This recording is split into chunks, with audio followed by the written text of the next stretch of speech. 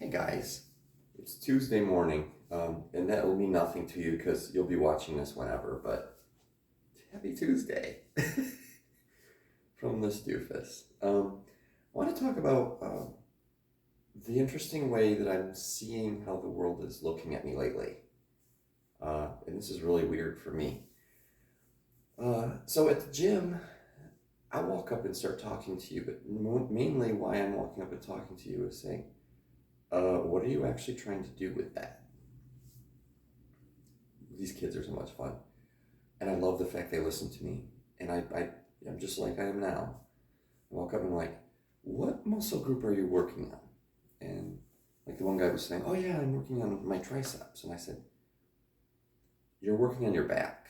No, no, no, I'm working on my triceps. I'm like, lock your elbows in and go like this. What you're doing is you're taking the weights and going like this. He says, yeah, but that's working my triceps. I'm like, just try it the way I showed you. So I sit there and I'll actually stand there and watch them do it. And then, am I doing it right? Yep, yep, yep. And when he was done, I said, so how did you feel? He goes, oh my God, that felt so good. I know that was pure triceps. I'm like, is there anything else you need to know? So that's me out in the world. I give off coach vibes. I actually had somebody on, I think Twitter. We're going to go with it because that makes sense. Was talking to me about something, and he finally comes back and says, you sound like a coach. I'm like, what? Yeah. The way you motivate people is like a coach motivates people, but in a good way, not the screaming and yelling at people way, but the like, this is why you need to do it this way, or else you're going to get yourself hurt. Or if you do it this way, you're actually going to hit that muscle correctly. And I sat there and I'm like, in all of the things people are feeding back to me, that one, I'm really good with that. Wow, that's a really good one, right? I also have, like, one of the guys here on Twitter was like, I love listening to you talk. That everybody seems to like my how I talk, my tone, how I present myself as far as, drawing people in. And I find that interesting. And I watch myself out in the world and I'm like, people actually want to hear what I have to say. And it took me a long time to get into public speaking because I'm just a doofus. You ask me, I'm a doofus. I just ramble on. And then I listen to people talk and they're like, when you ramble on, it actually makes sense and you're interesting. And I'm like, what? I've been told to shut up a lot. Yeah, don't listen to your parents. They're assholes. So it's interesting for me when I get feedback that says when I'm rambling, when I'm going off on tangents, that it's actually interesting. Thanks, guys. Um, I have some people out in the world that it's interesting when they start talking to me and asking me questions, and it's like, you pay attention. And for me, being the person that usually is the one paying attention to people and trying to understand where they're coming from so that I can coordinate them in a group setting to do what they need to do for their part and have the whole group function correctly. To have somebody look at you and say, I know what your function is in this group. It's like, what? You're not supposed to pay attention. I'm supposed to be like the wizard that's behind the curtain. Don't look behind the curtain. You'll freak that poor guy out. But it's interesting. It's just interesting to have this as what I'm referred to as. I'm a mentor at work. I have a mentee. New word. I know. It is a word though. And she is amazing. She's very smart. But like we're sitting in a meeting yesterday and we're walking through what direction we want to go on this, we call it an FTA, where you do your who, what, how, when, why, and then you do your 5 whys. And we're walking through it and I said, wait a minute, stop. Do you want this to be that we're looking at the machine or looking at the component in the machine that can be interchangeable but might be incorrect? And the process owner and my mentee sat there and they're like, well, it could be either. I said, well, I would leave all this blank for right now. Find out if the component is the same for all the presses, or if it's actually the press that you're thinking is the issue.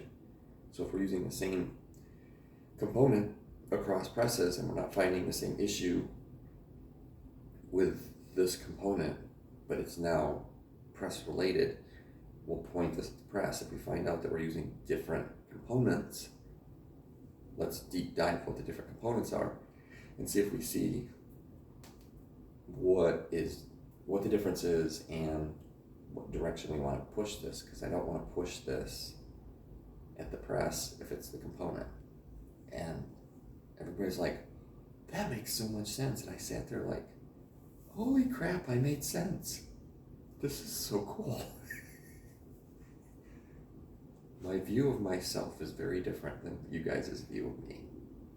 You have to understand that. You can judge me, I don't care. But you have to understand, I'm not seeing myself the way you are. I have a lot of baggage from my parents. I have a lot of baggage from my exes that I am grinding through right now, because this is my new focus, the grinding through the bullshit. So when I go out with somebody next, they don't have to deal with this. And this is what everybody needs to be working on. Not my particular instance, but you need to find out, where is my darkness? Where's my darkness? Where is the part of me that I hide from because it's scary? That's a lot of work. And oddly enough, dude, if you pay attention, it's a lot of work to hide from that. It's more work to hide from it than to confront it. So you kind of have to do that. Dating somebody that is afraid of commitment because of the darkness, you're never going to date. You're never going to have a meaningful relationship. And you definitely won't be dating me. Not because I'm a dick. I kind of am. But if you're working on your stuff, I will work with you. Really, I will. I'm good at it. I'm good at saying, oh, dude, I know what's wrong. I'm actually pretty good about standing there and talking to you. Oh my God, this poor guy, I feel bad for him. This is still part of how I perceive, how I'm, the feedback I'm getting. So I'm not off. I'm still on track. This guy started talking to me and he immediately just like veered off into, this was my trauma. And I sat there and I'm like, what do you want me to do with this? What is your intent? And he's like, I'm a little drunk. I'm like, and you're your most honest when you're drunk. Sometimes way too honest. And in this case, way too honest.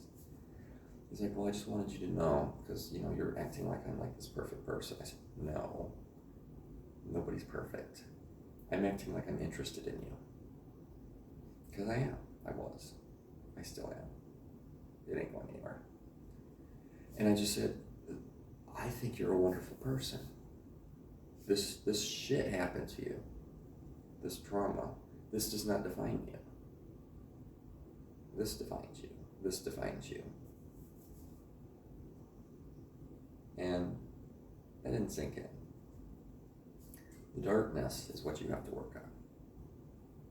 So when I sit and talk, when I'm being overly modest and overly humble, if you do any research on INFJs, notoriously over humble and over modest. Notorious. We are horrible at it. And it's because deep down, we know our value. But if we shine, people go away.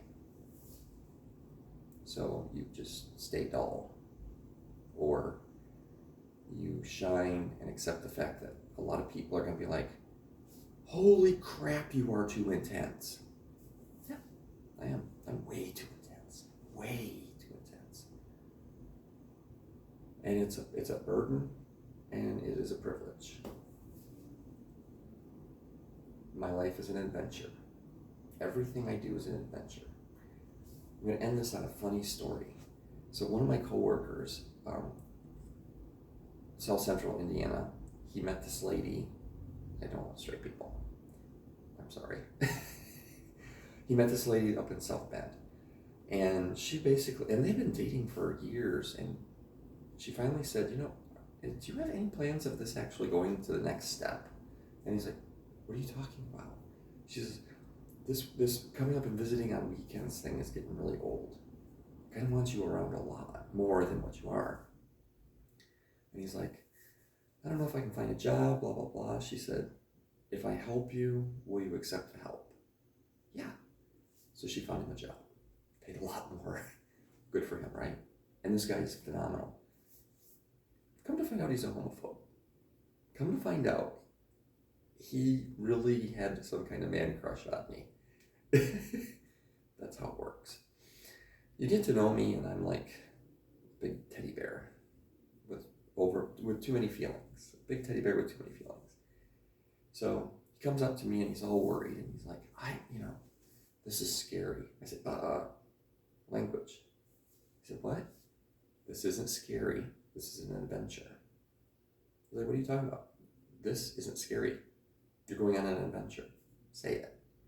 This isn't scary. I'm going on an adventure. I said, how do you feel? I said, he goes, I feel a little bit better. I said, so you need to change your mindset. That scary thing that you're afraid to work on, that's an adventure. How do I get over my ex, doing the following to me? I don't know how to even start. Research. YouTube. Just to start with. Maybe you need a therapist. Maybe I need a therapist. Oh shit. I have a therapist. I get to talk to her a couple times a week.